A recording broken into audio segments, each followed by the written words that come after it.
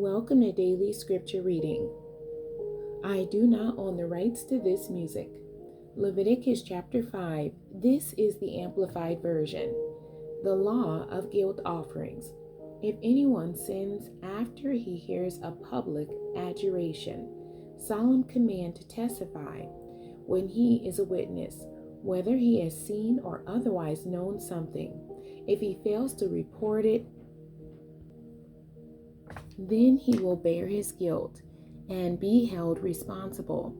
Or if someone touches any ceremonially unclean thing, whether the carcass of an unclean wild animal, or the carcass of an unclean domestic animal, or the carcass of an unclean creeping things, even if he is unaware of it, he has become unclean, and he will be guilty. Or if he touches human uncleanness, whatever kind it may be, and he becomes unclean, but he is unaware of it, when he recognizes it, he will be guilty. Or if anyone swears an oath, thoughtlessly or impulsively, aloud, that he will do either evil or good, in whatever manner a person may speak, thoughtlessly or impulsively, with an oath, but he is unaware of it. When he recognizes it, he will be guilty in one of these. So it shall be when a person is guilty in one of these, that he shall confess the sin he has committed. He shall bring his guilt offering to the Lord for the sin which he has committed, a female from the flock, a lamb or a goat, as a sin offering. So the priest shall make an atonement on his behalf for his sin.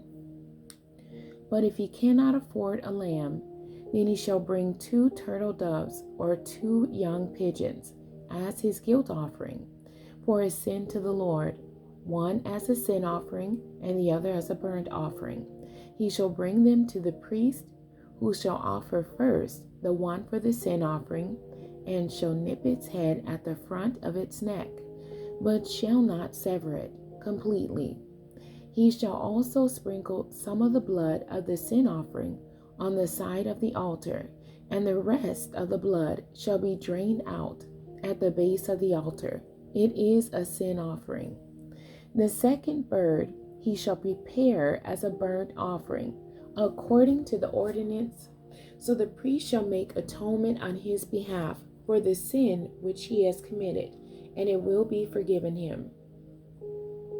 But if he cannot afford to bring 2 turtle doves or 2 young pigeons, then he shall bring as his offering for his sin the 10th part of an ephah of fine flour, as a sin offering. He shall not put olive oil or incense on it, for it is a sin offering. He shall bring it to the priest, who shall take a handful of it as a memorial portion, and offer it up in smoke on the altar, with the offerings by fire to the Lord. It is a sin offering. In this way the priest shall make atonement for him for the sin which he has committed in one of these things, and it will be forgiven him. Then the rest shall be for the priest, like the grain offering.